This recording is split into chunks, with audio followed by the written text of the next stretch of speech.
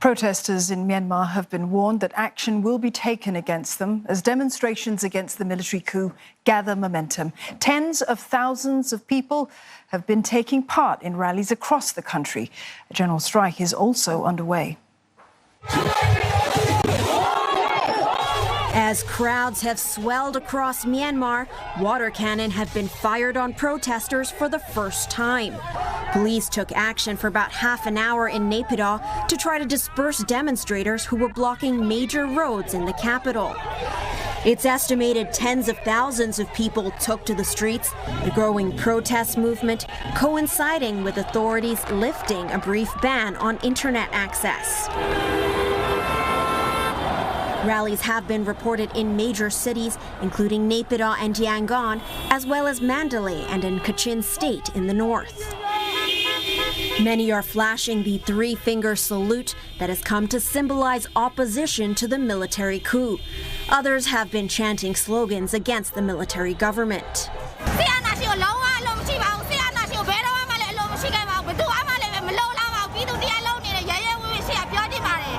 Calls for a nationwide strike have also gained momentum. Textile workers, civil servants, and even rail employees are taking part in a mass walkout. Healthcare workers are also on strike, forcing army hospitals to treat patients instead.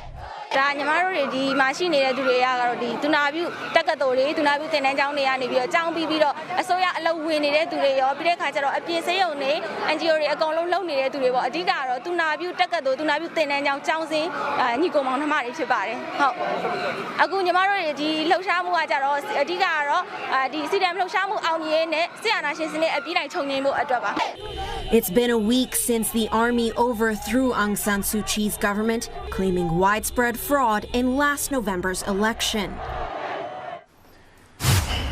Young Waikit has been following the latest developments in Myanmar. He joins us live now for more. Things are getting tense in Naypyidaw, Waikit. That's right, Dawn. And for the first time, if you've seen on TV earlier, we saw water cannons being used on protesters and in Naypyidaw at that. That's because those of us who've been to Naypyidaw will tell you how quiet the city is. If you're driving on the roads in Naypyidaw, you might be reminded that those roads look like runways where planes can actually land or take off. So it's a sharp contrast because today the large roads were filled with people as well as we've seen earlier, water cannons being used on them.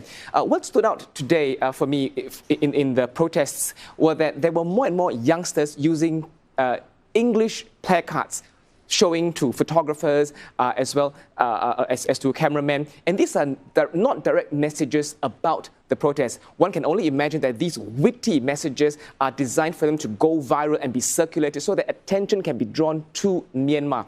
Now, I want to also point out that history reminds us that the Myanmar army does not tolerate large-scale protests for prolonged periods. History also tells us that Myanmar people have stamina when it comes to taking part in protests. So the key question that's on everyone's mind really is what and perhaps when would be that breaking point? Well, despite the protests, though, Waikit, the government is moving ahead with its own agenda. That's right. If you flip through the state paper, which is now owned, of course, by the Myanmar army government, you would get a sense of what they're doing. They are trying to get things back to normal as soon as possible. So starting February 8th, they want to open the most famous, the largest Shedagong pagoda. They are trying to get on with vaccination programs. But what's also interesting is that when they first installed themselves as the government, they sent out a note to judges from all levels, from your Supreme Court all the way to your lower courts, telling these judges that you will be existing judges and you will continue to exercise your duties. A few days later, though, there was a notice saying that a handful of Supreme Court judges were removed. I don't know why they're removed, but this happens on the context of two events. One, ousted leaders Aung San Suu Kyi and Win Myint are facing charges and they are set to appear in court very soon. And two, don't forget, before the military coup, the Myanmar army had taken a case to court, to Supreme Court, to find an avenue to put then President Win Myint and the chair of the electoral body to see whether they can be investigated into electoral fraud.